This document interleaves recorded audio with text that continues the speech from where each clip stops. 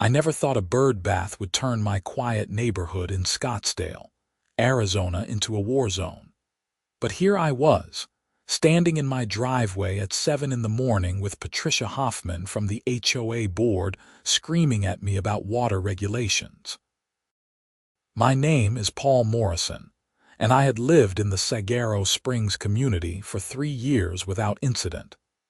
I kept my lawn pristine, painted my house the approved shade of beige, and never once parked my truck on the street overnight.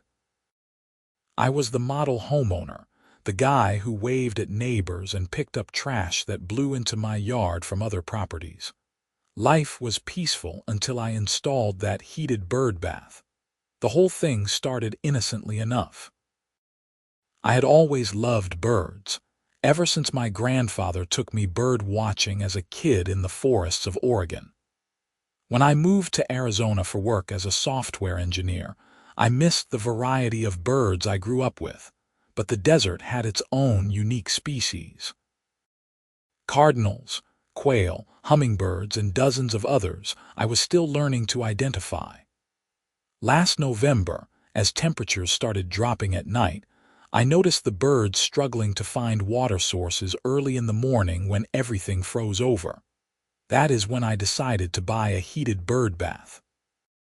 I spent hours researching the best models, reading reviews, comparing energy efficiency ratings. I finally settled on a beautiful copper basin with a built-in thermostat that would keep the water just above freezing. It cost me $400, but watching the birds discover it that first morning made every penny worth it. I installed it in my front yard, about 15 feet from the sidewalk, nestled between 2 mesquite trees. The placement was deliberate. It gave the birds cover from predators while still being visible enough for me to watch from my living room window. Within days, word spread through the bird community, if such a thing existed, and my yard became the hottest spot in the neighborhood. Gambel's quail arrived in families, their distinctive top-knot feathers bobbing as they drank. House finches came in flocks of 20 or more, their red plumage brilliant against the brown landscape. Mourning doves cooed softly as they took turns at the bath. I even spotted a roadrunner once, though it seemed more interested in hunting the smaller birds than drinking. I started keeping a journal, documenting every species I saw, taking photos, and posting them to a local birding group on social media. That was my first mistake, apparently. Because Patricia Hoffman saw those posts. She showed up that December morning with a clipboard, her blonde hair pulled back so tight it looked painful, wearing a pantsuit that screamed middle management. Her face was already red before she even started talking, which should have been my first warning. "Mr. Morrison," she said, her voice sharp enough to cut glass. "I am here representing the Saguaro Springs Homeowners Association regarding multiple violations occurring on your property." I had been loading my laptop bag into my truck, getting ready for work. I turned slowly, confused. "Violations? What violations?" She clicked her pen with the enthusiasm of someone about to ruin your day. "First, your bird bath is not an approved lawn ornament according to Section 12. Subsection 4 of the HOA guidelines. Second, you are creating a nuisance by attracting excessive wildlife to a residential area. Third, the electrical cord running to your bird bath is visible from the street, which violates Section 7, subsection 2 regarding exterior aesthetics. I stared at her, waiting for the punchline. None came. "You are joking, right?" I said finally. Her expression hardened. "The HOA takes these matters very seriously, Mr. Morrison. You have received a formal warning. The bird bath must be removed within 14 days, or you will face fines of $100 per day." "It is a bird bath," I said, trying to keep my voice level. "People have garden gnomes, flamingos, all kinds of decorations. How is this different?" Those items are explicitly listed as acceptable decorations in the approved guidelines, Patricia said, consulting her clipboard.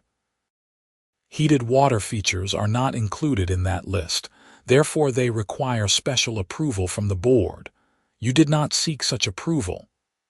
Because I did not know I needed it, I said. It is a bird bath, a normal, everyday bird bath that happens to have a heating element. In what universe does that require board approval? In this universe, Mr. Morrison.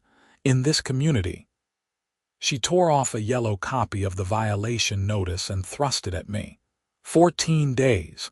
I suggest you use them wisely. She walked away, her heels clicking on the pavement, leaving me standing there with a piece of paper that threatened to fine me for the crime of providing water to birds. I called my neighbor, Frank Chen, as soon as I got to work.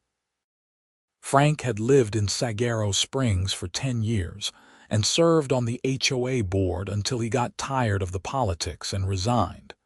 If anyone could explain this insanity, it was him. Patricia is on a power trip, Frank said when I told him what happened. She got elected to the board 6 months ago and has been looking for ways to flex her authority ever since. Last month, she tried to fine the Johnsons for having the wrong shade of white on their mailbox. The board overruled her, but barely. Can she actually fine me for a bird bath? I asked. Technically, yes. If it is not on the approved list and you did not get permission, they can claim it is a violation. But Paul, this is ridiculous. You should fight it. How? Request a hearing with the full board. They meet monthly. Present your case. Show them it is harmless. Get them to add heated bird baths to the approved list. Easy. Nothing about dealing with an HOA was ever easy, but I appreciated Frank's optimism. I spent my lunch break that day drafting a formal request for a hearing. I included photos of the bird bath, documentation of its energy efficiency, testimonials from neighbors who enjoyed seeing the birds, and a passionate argument about the ecological benefits of providing water sources for local wildlife during winter months. I cited studies about declining bird populations and the importance of urban habitats. I made it as professional and thorough as possible. The board scheduled my hearing for January 15th, which meant I had to endure 6 more weeks of anxiety while Patricia drove past my house multiple times a week, slowing down to glare at the bird bath like it had personally offended her. Meanwhile, the birds kept coming. The variety increased as word spread.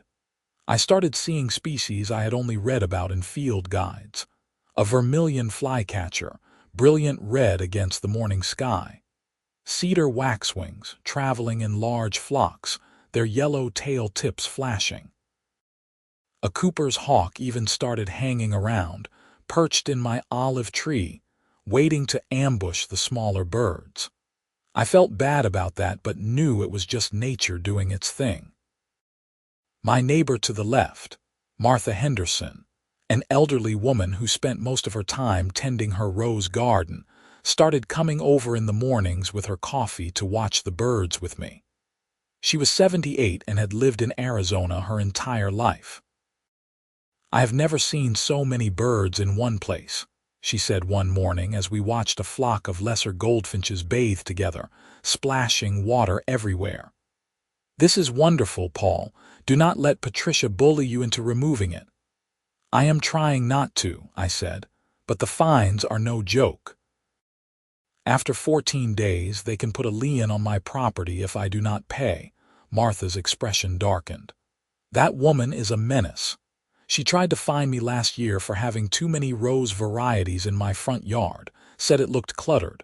Can you imagine? Roses, cluttered. I could imagine. Patricia seemed to find disorder in everything that brought people joy. As the hearing date approached, I noticed something interesting happening. Other neighbors started stopping by to look at the birds. People I had never spoken to before would walk past with their dogs and pause to watch. Parents brought their children to see the quail families. An older man named Robert started bringing his camera equipment and setting up on my sidewalk, taking stunning photographs that he later told me he submitted to a nature magazine. The Birdbath was bringing the community together in a way the HOA's endless regulations never had. People were talking to each other, sharing stories, connecting over something simple and beautiful. It felt like what a neighborhood should be. Then Patricia caught wind of the increased foot traffic. She showed up again 3 days before the hearing, this time with another board member, a thin man named Douglas Perry who always looked vaguely uncomfortable, like his shirt collar was too tight. "Mr. Morrison," Patricia began, her voice dripping with false sweetness. "We have received multiple reports of loitering and increased pedestrian traffic in front of your property. This is creating a safety hazard." "People are looking at birds," I said flatly. "That is not loitering. That is not a safety hazard. That is people enjoying nature. That is people congregating on public sidewalks, creating obstructions and potentially disturbing other residents," Patricia countered. "Furthermore, the bird droppings around your yard and on the sidewalk constitute a sanitation issue." I looked at Douglas, hoping for some sign of sanity. He shifted his weight and avoided my eyes. "I clean the area around the Birdbath every evening," I said. "There are no sanitation issues. You are making things up because you do not like that people are enjoying something you cannot control." Patricia's face went red. "I do not appreciate your tone, Mr. Morrison. The HOA exists to maintain property values and quality of life for all residents. Your little bird sanctuary is affecting both." "How exactly is it affecting property values?" I asked. "Have you received complaints from anyone actually trying to sell their home, or are you just assuming?" "I do not need to justify the HOA's position to you," Patricia snapped. "The hearing is in 3 days. I suggest you prepare to explain why you believe your desires should supersede the community's established rules." They left, and I stood there shaking with anger. This had stopped being about a bird bath. This was about control, about someone drunk on a tiny amount of power and determined to wield it over anyone who dared step out of line. That evening, I did something I had never done before. I walked around the neighborhood, knocking on doors, talking to people. I explained the situation and asked if they would be willing to attend the board meeting to speak on my behalf. The response was overwhelming. Martha Henderson immediately agreed. Frank Chen said he would gladly tell the board exactly what he thought of their overreach. Robert, the photographer, offered to bring his pictures and talk about how the bird bath had enriched his life. A younger couple, the Martinez family, said their 6-year-old daughter had become obsessed with birds because of my yard and wanted to be an ornithologist when she grew up. By the time the hearing arrived, I had 23 neighbors ready to speak on my behalf. The board meeting was held in the community clubhouse, a bland beige building that matched every other structure in Saguaro Springs. When I arrived at 7 o'clock, the room was already packed. The 5 board members sat at a long table at the front.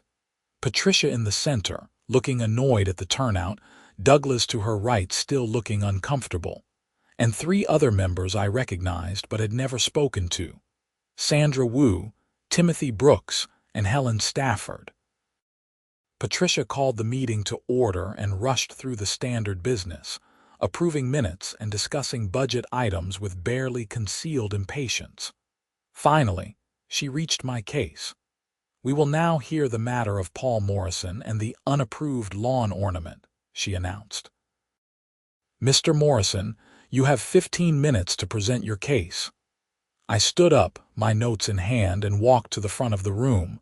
I had rehearsed this, but my heart was still pounding.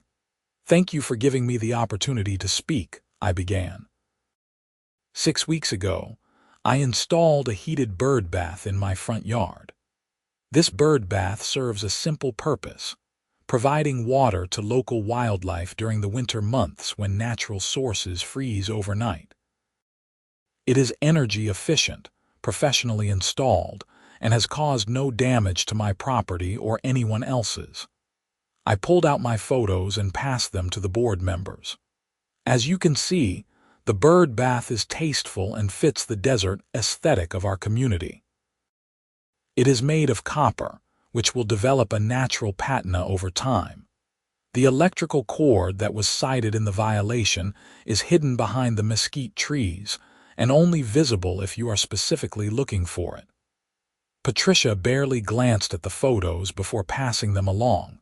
I continued. What I did not anticipate was how much joy this simple addition would bring to our community. Over the past 6 weeks, I have met more neighbors than in my previous 3 years living here. People stop by to watch the birds. Children learn about local wildlife. Photographers capture beautiful images. This bird bath has done more to build community connection than any HOA event I have attended. That is lovely, Mr. Morrison, Patricia interrupted.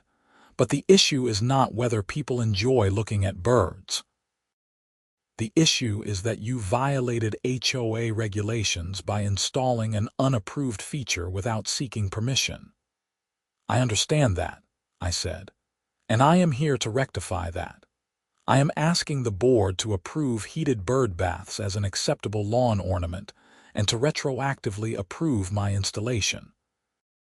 I have prepared detailed specifications and guidelines that could be added to the HOA handbook to ensure any future installations meet community standards.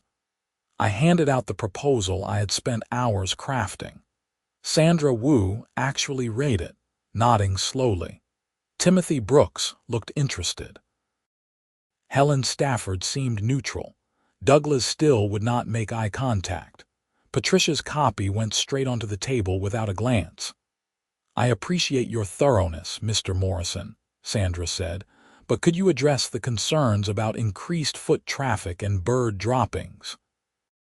Of course, I said.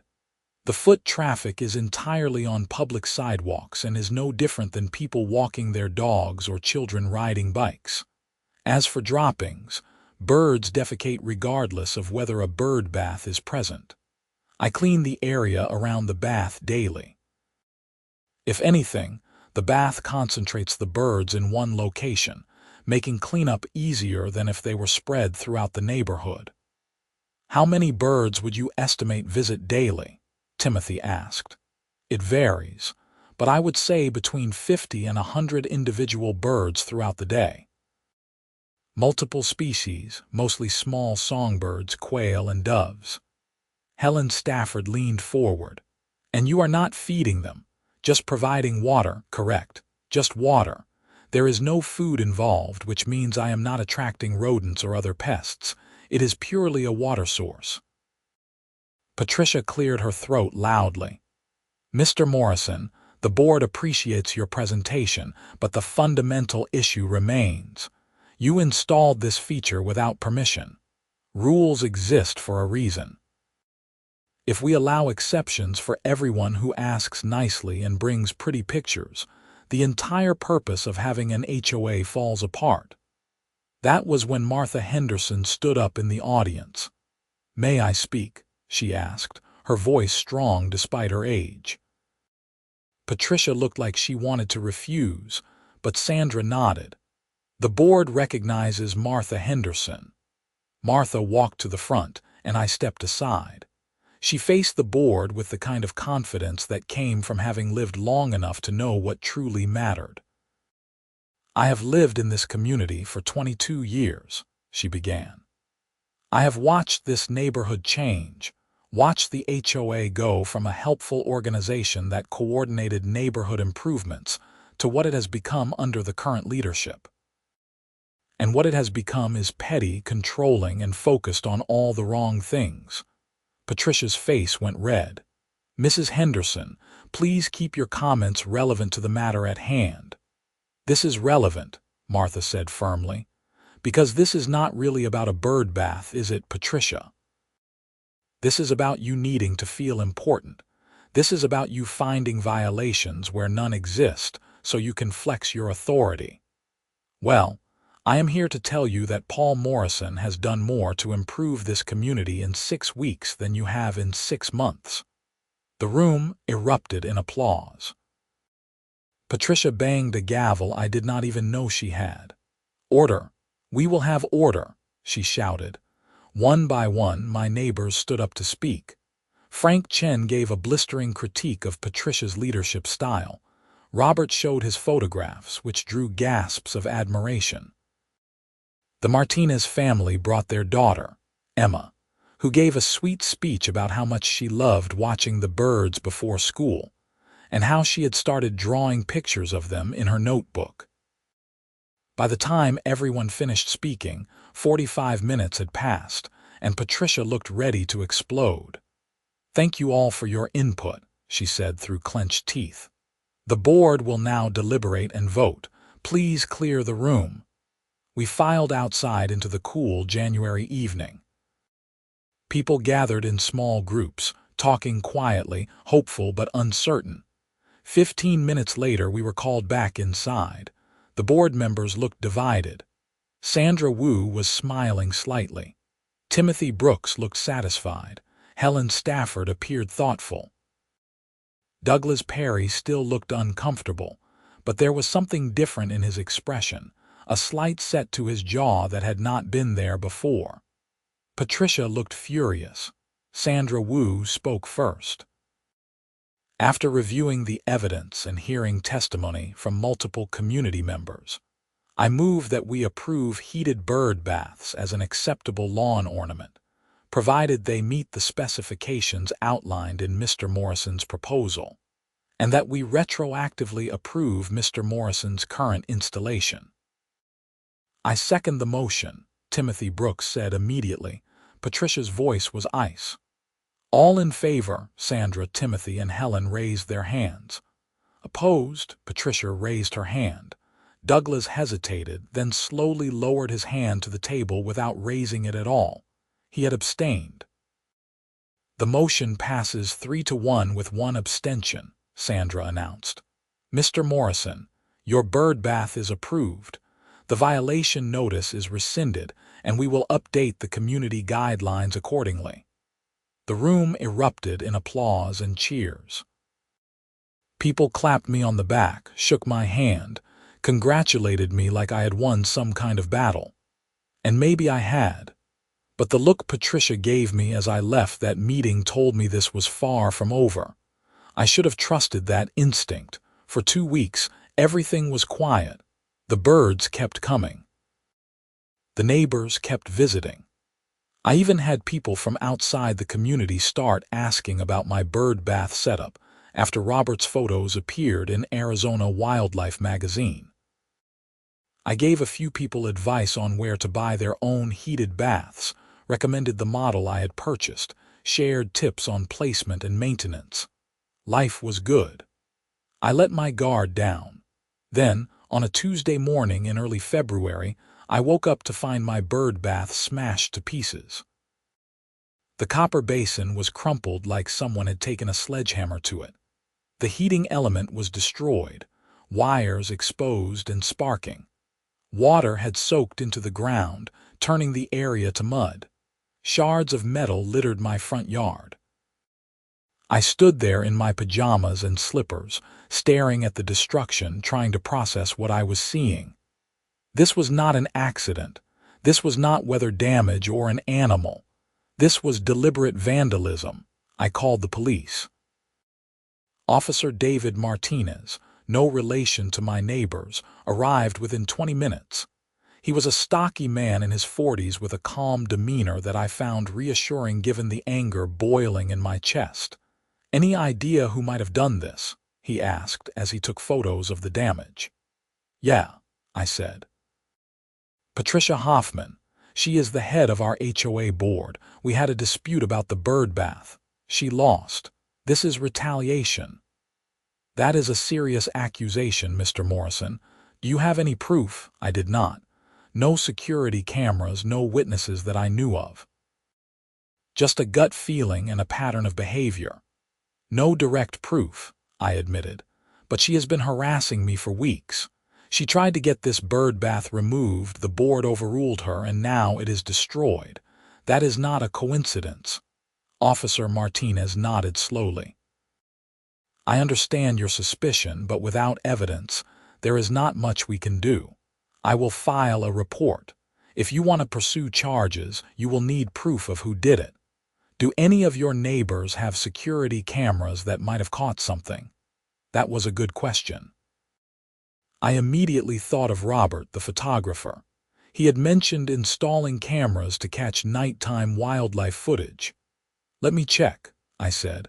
After Officer Martinez left, I walked down the street to Robert's house. He was retired, a former aerospace engineer who now spent his time on photography and woodworking. He answered the door with a coffee cup in hand. "Paul, I heard what happened. I was just about to come check on you. This is awful. Do you have any security footage from last night?" I asked. "You mentioned having cameras set up." Robert's eyes widened. "I do. Come in, let me check the recordings." His home office was filled with computer equipment and framed photographs of birds, landscapes, and desert wildlife.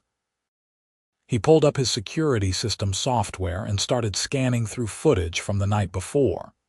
"Here," he said, pointing at the screen. "This is from my front-facing camera. It does not show your yard directly, but you can see the street." We watched in silence as the timestamp ticked forward. At 2:37 in the morning, a dark SUV drove slowly down the street and stopped in front of my house. A figure got out, dressed in dark clothing, walked up my driveway, and disappeared from the camera's view. 3 minutes later, the figure returned, got back in the SUV, and drove away. "Can you zoom in on the license plate?" I asked. Robert tried, but the angle was wrong and the image too pixelated. The vehicle's make and model were unclear in the darkness. "What about the person? Can you see their face?"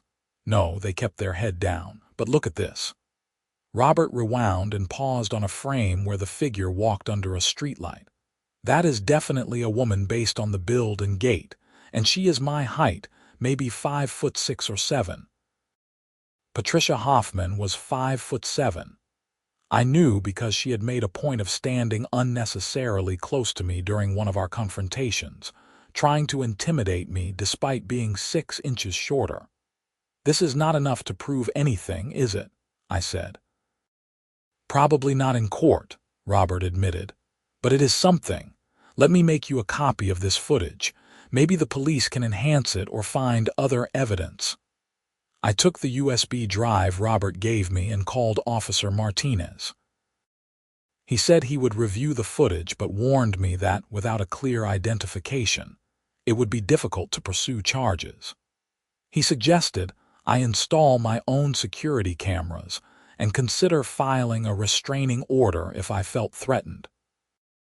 I spent the rest of the day cleaning up the destroyed bird bath and ordering a new one, this time spending extra for expedited shipping.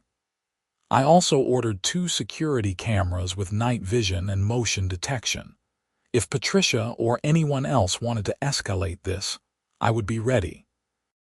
But something was eating at me.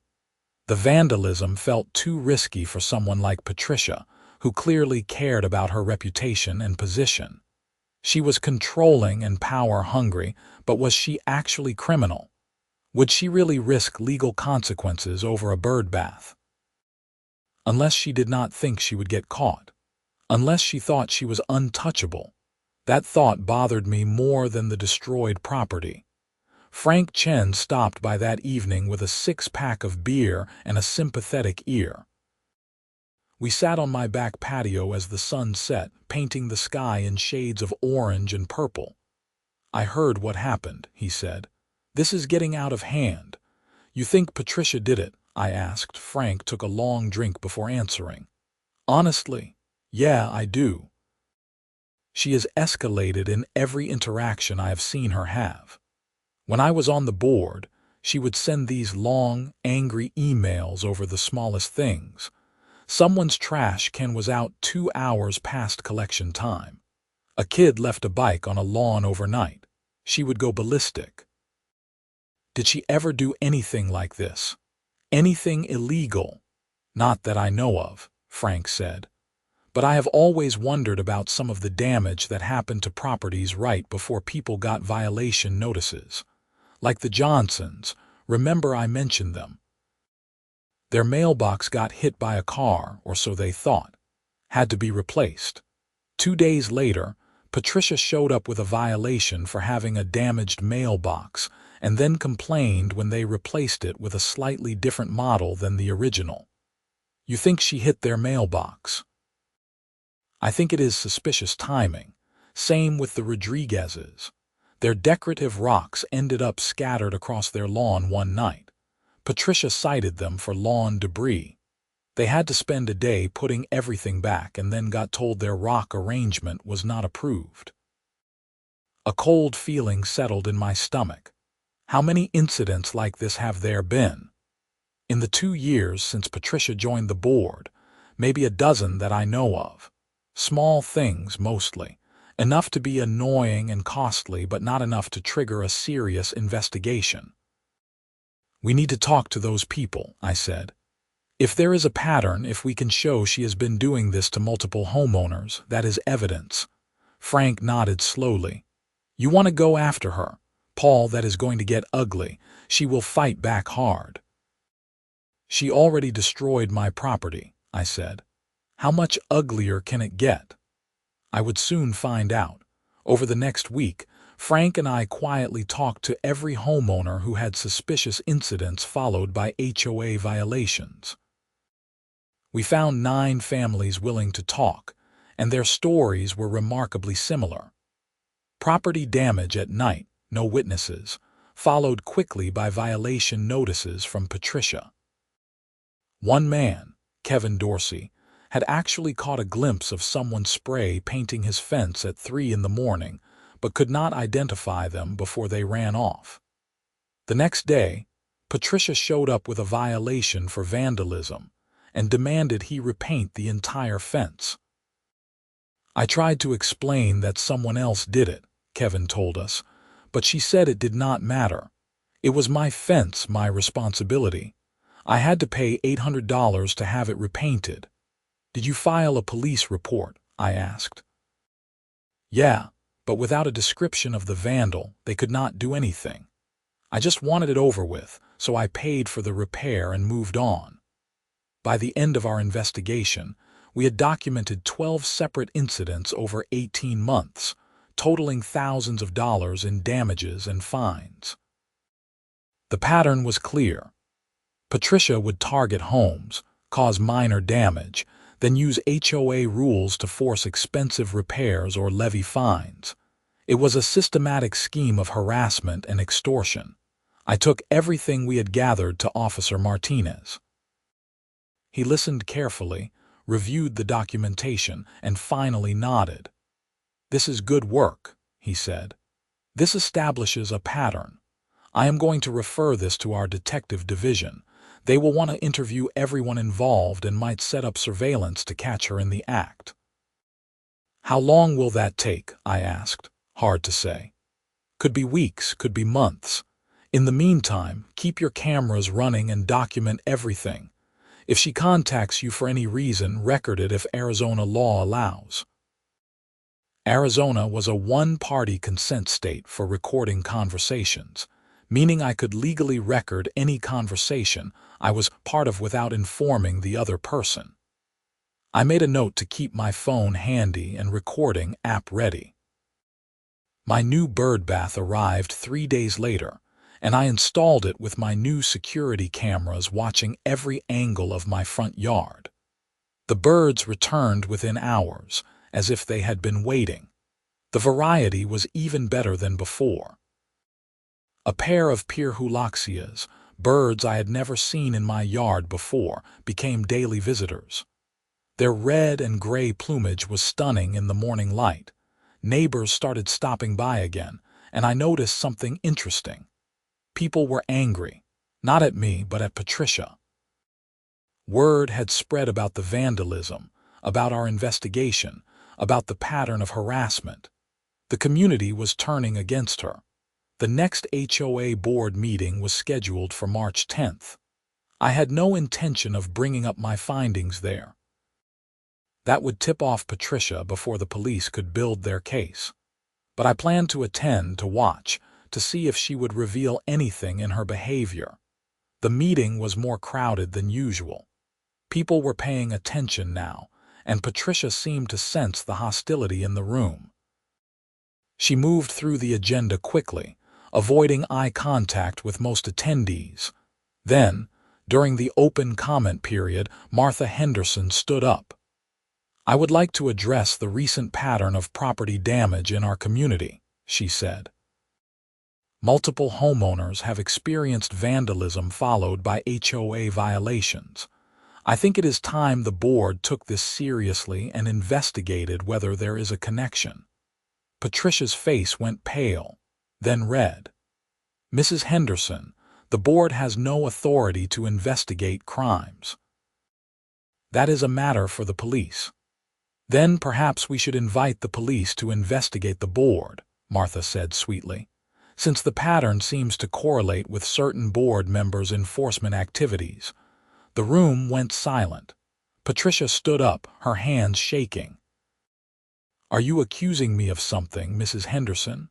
"I am simply stating facts," Martha said, "and asking questions that I think many of us would like answered." Douglas Perry suddenly spoke up, his voice quiet but firm. "I think Martha raises valid concerns. Maybe we should request a police liaison to attend our meetings and address community safety issues." Patricia turned on him. "That is completely unnecessary and would waste police resources." "I disagree," Sandra Wu said. "I think it is an excellent idea. All in favor?" 4 hands went up. Patricia's was not among them. "Motion passes," Sandra announced. "I will reach out to the Scottsdale Police Department tomorrow." Patricia grabbed her papers and stormed out of the meeting without another word. The remaining board members looked at each other awkwardly before Sandra took over and finished the agenda. I left that meeting feeling like the walls were closing in on Patricia. And that is when she made her biggest mistake. 2 nights later, at 1:43 in the morning, my security cameras picked up motion in my front yard. A figure approached the Birdbath, this time carrying what looked like a baseball bat. But before they could swing it, my motion-activated floodlights kicked on, flooding the area with bright white light. The figure froze, face clearly visible in the camera feed, staring directly at the lens. It was Patricia Hoffman. She dropped the bat and ran, stumbling in her haste to get back to her vehicle parked down the street. But it was too late. I had everything on video in perfect high definition. I called Officer Martinez immediately, even though it was the middle of the night. He arrived within 15 minutes, this time with backup. "I need you to send me that footage right now," he said.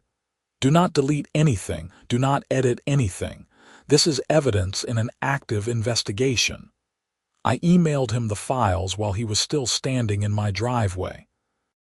He watched the video on his phone, and I saw his expression harden. "Mr. Morrison, I am going to need you to come to the station tomorrow to give a formal statement. We are going to bring Mrs. Hoffman in for questioning. With this footage and the pattern you have documented, we have enough for charges." "What kind of charges?" I asked. "Criminal damage, trespassing, potentially stalking and harassment. The detective will determine the full scope, but she is looking at serious consequences." I barely slept that night, adrenaline and vindication mixing in equal measure. The next morning, I went to the police station and spent 3 hours giving my statement, walking detectives through everything that had happened since I installed the Birdbath. Detective Sarah Palmer was a sharp-eyed woman in her 50s who had apparently dealt with HOA disputes before. These situations can escalate quickly, she told me. People get a little bit of power and it goes to their heads. Usually, it is just annoying. But sometimes, like in your case, it crosses into criminal behavior. The pattern you and Mr. Chen documented is extremely helpful. It shows intent and escalation. What happens now? I asked. We have already brought Mrs. Hoffman in for questioning. She lawyered up immediately, which is her right. But with the video evidence, we have probable cause for an arrest. The county attorney will decide on formal charges, but I am confident we have a strong case. Patricia Hoffman was arrested that afternoon and charged with 5 counts of criminal damage, 1 count of attempted criminal damage, and multiple counts of harassment. The story spread through Saguaro Springs like wildfire. By evening, it was all anyone could talk about. The HOA board held an emergency meeting and voted unanimously to remove Patricia from her position. Douglas Perry, who apparently had been documenting his own concerns about Patricia's behavior, provided the board with emails and messages showing a pattern of aggressive and threatening behavior toward residents. The local news picked up the story a few days later. A Fox 10 Phoenix reporter showed up at my door asking for an interview. I politely declined, not wanting to become the face of the story, but several of my neighbors agreed to talk. Martha Henderson gave a particularly memorable quote about HOAs needing accountability and oversight. Patricia's attorney tried to negotiate a plea deal, but the county attorney's office was not interested in going easy on her. Too many victims, too much evidence, too clear a pattern of deliberate criminal behavior. The case went to trial in September. I attended every day of the trial, along with many of my neighbors. The prosecution laid out a detailed timeline of Patricia's harassment campaign, complete with video evidence, financial records, and testimony from multiple victims. They showed how she had cost homeowners thousands of dollars while abusing her position of authority. Patricia's defense was that she was simply a dedicated HOA board member trying to maintain community standards, and that any resemblance between property damage and her enforcement activities was coincidental. The jury did not buy it. She was found guilty on all counts. At sentencing in November, the judge was harsh. Patricia received 18 months in prison, 3 years of probation, and was ordered to pay restitution to all the homeowners she had harmed. The judge called her behavior a disturbing abuse of power and trust, and noted that HOA board members had a responsibility to serve their communities, not terrorize them. Walking out of that courthouse, I felt a weight lift that I had not even realized I was carrying. It was over. Actually over. The HOA board was reorganized with new elections. Sandra Wu became the president, and Frank Chen agreed to rejoin the board. One of their first actions was to revise the community guidelines to be more reasonable and homeowner-friendly. They added a formal appeals process for violations and created a committee to review and approve lawn decorations, including bird baths. My heated bird bath continued to attract birds throughout that entire saga. Through the vandalism, the investigation, the trial, the birds kept coming. They did not care about HOA politics or criminal proceedings. They just wanted water. In December, almost exactly 1 year after I first installed the bird bath, something funny happened. My phone rang with a number I did not recognize. I almost did not answer, but curiosity got the better of me. "Hello, Paul Morrison," a woman's voice vaguely familiar. "Yes, who is this?" "This is Deborah Hoffman, Patricia's sister. I know you have no reason to listen to me, but I wanted to ask you something." I considered hanging up, but something in her tone made me pause. "What do you want?" I wanted to apologize for my sister's behavior. What she did was wrong, and the family is horrified. But that is not why I am calling. I am calling because I saw the photos of your yard from the news coverage. All those beautiful birds. I have been having trouble with birds finding water at my house in Tucson, and I was wondering where you bought your bird bath. I stood there, phone pressed to my ear, unable to believe what I was hearing. Patricia's own sister was asking me for bird bath advice after everything that had happened. Then I started laughing. I could not help it. The absurdity of the situation, the full circle nature of it, the fact that even Patricia's family could see that the bird bath was actually a good idea, all of it hit me at once. "Are you okay?" Deborah asked hesitantly. "Yeah," I said, catching my breath. "Yeah, I am fine. You want to know where I bought it, if you are willing to tell me. I understand if you are not." I gave her the name of the company and the model number. I told her about placement considerations and maintenance tips. I talked to her for 20 minutes about birds and water sources and the joy of watching wildlife in your own yard. Because at the end of the day, that is what this whole thing had always been about for me. Not winning a fight with an HOA board member, not proving a point, but simply wanting to help birds and share that experience with others. After we hung up, I walked outside to check on the bird bath. The sun was setting, casting long shadows across the yard. A family of quail was taking turns drinking, their distinctive top knots bobbing with each sip. Martha Henderson was standing on the sidewalk with her evening coffee, watching them with a smile. "Never gets old, does it?" she called out. "No," I agreed. "It really does not." The following spring, I started a community initiative to install bird-friendly water sources throughout Saguaro Springs. The HOA board approved it enthusiastically, even allocating funds for several public bird baths in common areas.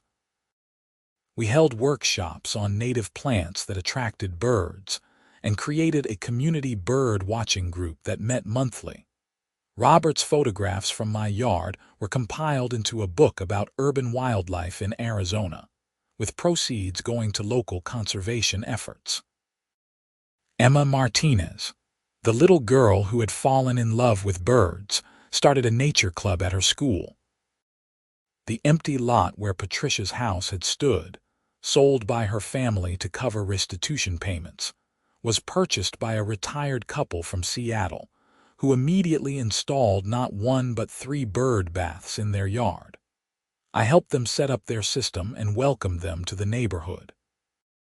One afternoon in May, I was sitting on my porch with a cold drink, watching the birds and working on my laptop when Frank Chen walked over with a newspaper. "You see this?" he asked, handing it to me. It was an article about HOA reform legislation being introduced in the Arizona state legislature. The bill would create new oversight mechanisms for HOAs, protect homeowners from abuse, and establish clear processes for addressing board member misconduct. The article mentioned Patricia's case as an example of what could happen when HOAs operated without sufficient accountability. "We might have actually changed something," Frank said. "Started a conversation that needed to happen." "I just wanted to give birds some water," I said. "Yeah, but sometimes that is how change starts. Something small, something simple, someone refusing to back down when they know they are right." I looked out at my yard, at the bird bath that had caused so much trouble and ultimately so much good. A vermilion flycatcher was perched on the edge, its red feathers brilliant in the afternoon sun. As I watched, it dipped its head to drink, then flew off toward the mesquite trees. "You know what the funny thing is?" I said to Frank. "I never actually cared that much about the HOA rules. If Patricia had just asked nicely, if she had approached it as a conversation instead of a confrontation, I probably would have worked with her to find a solution. Maybe moved the bird bath to the backyard, or gotten approval through proper channels or something. but she made it a fight. She turned something innocent into a battle, and then she escalated it until it destroyed her. Pride, Frank said simply. And the inability to admit when you are wrong, that is what really got her in the end. The HOA reform bill passed in July with bipartisan support. Governor Katie Hobbs signed it into law at a public ceremony, and several of my neighbors attended to show support. The law required HOA boards to undergo training in conflict resolution and Arizona property law. It created an ombudsman office to mediate disputes. It established penalties for board members who abused their positions. It was not perfect, but it was a start. As summer turned to fall, I found myself reflecting on everything that had happened. A simple bird bath had exposed corruption, united a community, inspired legislative reform, and taught me things about standing up for what is right, even when it would be easier to give in. The birds, of course, remained blissfully unaware of all the human drama they had inadvertently caused. They just kept coming to the water, day after day, bringing color and life and joy to my little corner of Scottsdale. One October morning, I woke up earlier than usual and made coffee before heading outside to watch the sunrise. The air was finally cooling after the brutal Arizona summer, and the birds were taking advantage of the pleasant temperatures. A flock of yellow-rumped warblers had arrived, their migration taking them through our area on the way to Mexico. They were new visitors, birds I had never seen in my yard before, and I watched them with the same excitement I had felt that first morning when the quail discovered the heated water. My phone buzzed with a text from Martha Henderson. Looking out my window, "Are those warblers at your bath?" "Yellow-rumped," I texted back. "Migratory, they are passing through. Beautiful, thank you for bringing them here." I looked at that message for a long time. Thank you for bringing them here. That is all I had ever wanted to do. Bring something beautiful into the world, share it with others, and make my little part of the community better. The fact that it had required a criminal trial and legislative reform to make that happen was absurd. But it was also, in some strange way, perfect. Because it showed that standing up for small things, for the right to enjoy birds and nature and simple pleasures, actually mattered. It showed that communities could come together against bullying and abuse of power. It showed that the system, for all its flaws, could still work when people demanded accountability. As the sun cleared the horizon, painting the sky in shades of gold and pink, the bird bath reflected the light like a beacon. Birds circled and landed, drank and bathed, completely at home in the sanctuary I had created for them. And standing there, coffee in hand, watching nature do what nature does, I felt something I had not felt in a long time. Peace. Simple, uncomplicated peace. The HOA drama was over. Patricia was serving her sentence.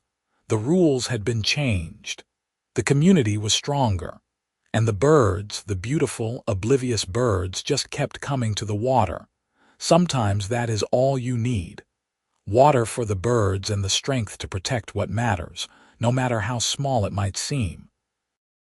I raised my coffee cup in a silent toast to the warblers splashing in the copper basin, to Martha watching from her window, to Frank walking his dog past my house with a wave, to every neighbor who had stood with me when it would have been easier to look away. This was what community was supposed to be. Not rules enforced by petty tyrants, but people caring for each other and the world around them. People standing together against injustice, no matter the scale. People finding joy in simple things and fighting to protect that joy. The heated bird bath continued to provide water through that winter and the next, through countless seasons and migrations. It became a landmark in the neighborhood, a gathering place not just for birds but for people who needed a reminder that beauty and nature still existed in our planned communities, and HOA governed subdivisions. And every time someone asked me where I bought it, every time a child stopped to watch the birds, every time a neighbor paused on their morning walk to enjoy the sight of wildlife thriving in an urban environment, I remembered why I had fought so hard. It was never really about the bird bath.